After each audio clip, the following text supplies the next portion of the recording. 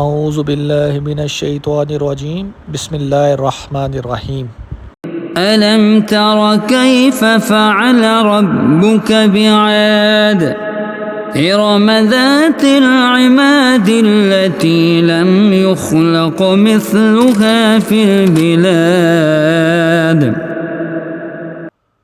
دنیا کی تاریخ میں ایسے بہت سے بادشاہ اور فرعون گزرے ہیں جن کو ان کی بادشاہت اور دولت کے نشے نے مغرور بنا دیا اور وہ غرور و تکبر میں آ کر خدائی کا دعویٰ کر بیٹھے۔ یہ بدبخت لوگ اپنی بے شمار دولت اور بادشاہت کے نشے میں بدمست ہو کر اللہ کی وحدانیت کو للکارنے لگے اور معاذ اللہ خدائی کا دعویٰ کر بیٹھے۔ اس کے باوجود بھی اللہ نے ان کی طرف بے شمار انبیاء کرام مبعوث فرمائے اور ان کو ہدایت کی طرف بلایا، مگر یہ سرکش لوگ اپنی سرکشی اور کفر پر اڑے رہے اور اللہ کی وحدانیت کا انکار کرتے رہے۔ پھر جب یہ لوگ قابل ہدایت نہ رہے تو اللہ نے ان بدبخت لوگوں کو عبرت کا نشان بنایا اور ان لوگوں کو تباہ و برباد کر کے رکھ دیا اور ان کے نام و نشان کو صفحہ ہستی سے مٹا دیا۔ اللہ نے ان جھوٹی خدائی کے دعوے داروں کو ایسی عبرتناک موت دی کہ آج بھی لوگ ان سے عبرت حاصل کرتے ہیں۔ خدائی کا دعویٰ کرنے والے ان بدبختوں میں ایک شداد تھا۔ یہ وہ شخص تھا جسے اللہ نے سمندر کی بے رحم موجوں سے بچایا، یتیمی کی حالت میں زندگی عطا کی، زمین کے خزانے اس کے لیے کھول دیے اور پھر اسے ایسی سلطنت دی جس کا تصور بھی مشکل ہے۔ لیکن جب انسان اپنے رب کو بھول جائے، اپنی طاقت کو سب کچھ سمجھنے لگے اور تکبر میں آ کر اللہ کے مقابلے میں کھڑا ہو جائے تو پھر اس کا انجام بھی عبرتناک ہوتا ہے۔ آج کی اس ویڈیو میں بات کروں گا شداد بن عاد کی، اس شخص کی جس نے زمین پر جنت بنانے کی کوشش کی، لاکھوں مزدوروں سے ایک ایسا شہر تعمیر کروایا جس کی مثال دنیا میں کہیں نہ تھی، مگر جب وہ اپنی بنائی ہوئی جنت کے دروازے تک پہنچا تو ایسا کیا ہوا کہ وہ ایک قدم بھی اندر نہ رکھ سکا۔ کیا واقعی جنت شداد وجود رکھتی تھی؟ شداد کو اتنی دولت کہاں سے ملی اور اللہ نے اس متکبر بادشاہ کو کس طرح نیست و نابود کیا؟ آئیے جانتے ہیں شداد کی حیران کن، خوفناک اور عبرت آموز داستان۔ شداد کی کہانی کا آغاز ایک عجیب اور حیران کن واقعے سے ہوتا ہے۔ ایک حاملہ عورت سمندر کے راستے سفر کر رہی تھی۔ اچانک ایک خوفناک طوفان آیا، لہریں بلند ہوئیں اور کشتی ٹوٹ کر تباہ ہو گئی۔ ہر طرف چیخو پکار مچ گئی۔ اس عورت کے پاس اب صرف ایک ٹوٹا ہوا تختہ تھا جس کے سہارے وہ سمندر میں بہتی جا رہی تھی۔ اسی حالت میں اس نے ایک بچے کو جنم دیا، مگر اللہ کو کچھ اور منظور تھا۔ بچے کی پیدائش کے فوراً بعد اس عورت کا انتقال ہو گیا اور وہ نو مولود بچہ تنہا سمندر کی موجوں کے رحم و کرم پر رہ گیا۔ لیکن جسے اللہ بچانا چاہے اسے کوئی ہلاک نہیں کر سکتا۔ اللہ کے حکم سے وہ تختہ بہتے بہتے ایک گاؤں کے کنارے جا پہنچا۔ صبح کے وقت ایک بوڑھے شخص نے ساحل پر ایک مردہ عورت اور ایک زندہ بچے کو دیکھا۔ وہ حیران رہ گیا۔ اس نے عورت کو دفن کیا اور بچے کو اپنے گھر لے آیا۔ بوڑھا اور اس کی بیوی بے اولاد تھے۔ جب انہوں نے بچے کو دیکھا تو خوشی سے ان کی آنکھوں میں آنسو آ گئے۔ انہوں نے کہا اللہ نے ہماری خالی گود بھر دی ہے۔ چنانچہ انہوں نے اس بچے کا نام شداد رکھا اور اسے اپنی اولاد کی طرح پالنا شروع کر دیا۔ وقت گزرتا گیا، شداد جوان ہونے لگا۔ وہ عام بچوں کی نسبت بہت زیادہ انٹیلیجنٹ، چلاک اور غیر معمولی صلاحیتوں کا مالک تھا۔ ایک دن بادشاہ تھا اس کا قافلہ گاؤں کے قریب سے گزرا۔ قافلے کے پیچھے کچھ سپاہیوں کو ایک عجیب سرمے کی ڈبیا ملی۔ وہ اس کے بارے میں کچھ نہیں جانتے تھے، اس لیے اسے استعمال کرنے سے گھبرا رہے تھے۔ شداد یہ سب کچھ دیکھ رہا تھا۔ اس نے چلاکی سے ایک بچے کو راضی کیا اور وہ جو سرما اپنی آنکھوں میں لگا لیا۔ جیسے ہی اس نے سرما آنکھوں میں لگایا، اللہ کے حکم سے شداد کی آنکھوں کے سامنے ایک حیران کن راز کھل گیا۔ اب وہ زمین کے اندر چھپے ہوئے خزانے، سونا، چاندی، ہیرے اور جواہرات دیکھ سکتا تھا۔ شداد حیرت میں ڈوب گیا۔ اسے احساس ہو گیا کہ یہ طاقت اسے دوسروں سے الگ اور بہت طاقتور بنا سکتی ہے، لیکن اس نے فوراً اپنا راز چھپا لیا۔ وہ رونے اور چیخنے لگا جیسے اس کی بینائی ختم ہو گئی ہو۔ جب سب لوگ وہاں سے چلے گئے تو شداد اپنے باپ کے پاس پہنچا اور پوری بات بتائی۔ بوڑھا بھی حیران رہ گیا۔ اسی رات باپ اور بیٹے نے وہ پلاننگ کی اور انہوں نے یہ ڈیسیجن لیا کہ جہاں جہاں شداد کو زمین کے اندر خزانہ نظر آئے گا وہ رات کے اندھیرے میں وہاں وہ کھدائی کریں گے۔ چنانچہ راتوں رات سونا، چاندی اور بے شمار خزانے نکالے جانے لگے اور یہاں تک کہ دولت کے وہ انبار لگ گئے۔ یہ وہ لمحہ تھا جس نے شداد کی زندگی کا رخ ہمیشہ کے لیے بدل دیا۔ ایک یتیم اور غریب بچہ اب دولت کی ایسی دنیا میں داخل ہو چکا تھا جو اسے اقتدار، غرور اور بالآخر تباہی کی طرف لے جانے والی تھی۔ ناظرین، دولت انسان کو آسائش تو دے سکتی ہے، لیکن اگر دل میں اللہ کا خوف نہ ہو تو یہی دولت انسان کو غرور اور تباہی کی طرف لے جاتی ہے۔ شداد کے ساتھ بھی ایسا ہی ہوا۔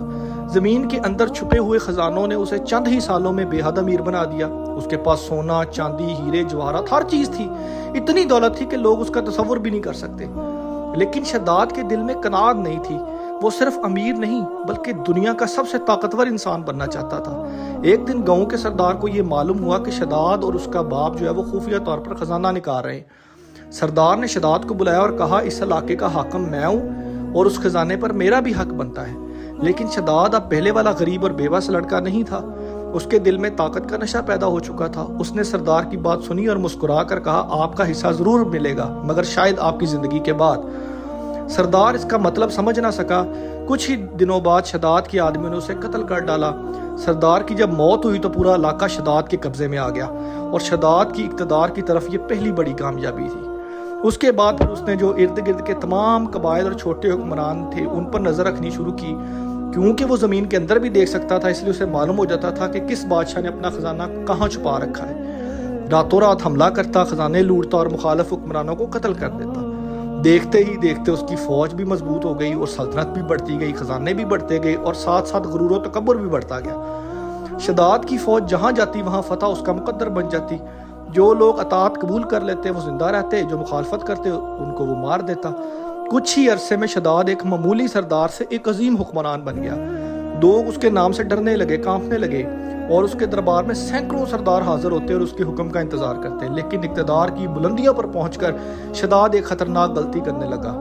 اس نے یہ سمجھنا شروع کر دیا کہ اس کی کامیابیوں میں اللہ کا کوئی کردار نہیں۔ وہ سمجھنے لگا کہ سب کچھ اس کی اپنی طاقت، عقل اور دولت کا نتیجہ ہے، اور یہی سوچ اسے آہستہ آہستہ کفر، غرور اور خدائی کے دعوے تک لے جانے والی تھی۔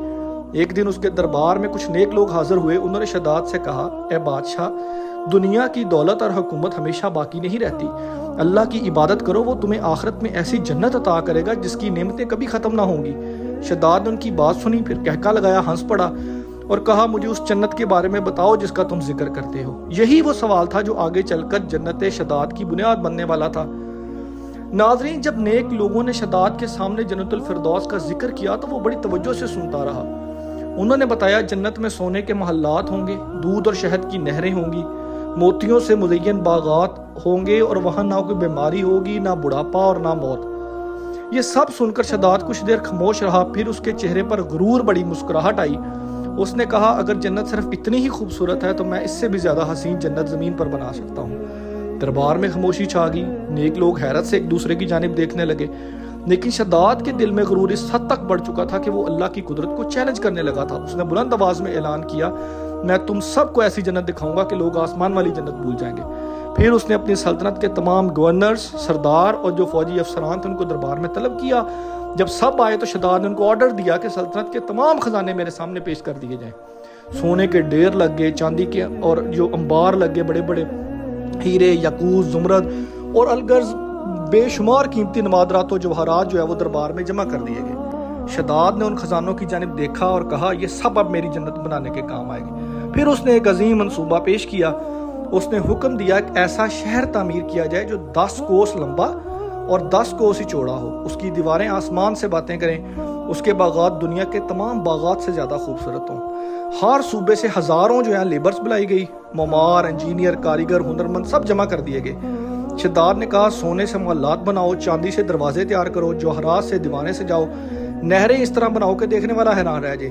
لاکھوں مزدور لگ گئے دن رات کام کرنے میں۔ کئی لوگ جو اپنے گھروں سے دور کر دیے گئے، کئی خاندان بچھڑ گئے، کئی مزدور جو ہیں وہ شدید مشقت کی وجہ سے جان کی بازی ہار گئے، مگر شداد کو کوئی پرواہ نہیں تھی، اسے صرف اپنی جنت نظر آ رہی تھی۔ وہ بار بار کہتا، میں دنیا کو دکھاؤں گا کہ سب سے بڑا بادشاہ کون ہے۔ سال گزرتے گئے، 1 سال، 2 سال، 5 سال، لیکن جنت شداد کی تعمیر جاری رہی۔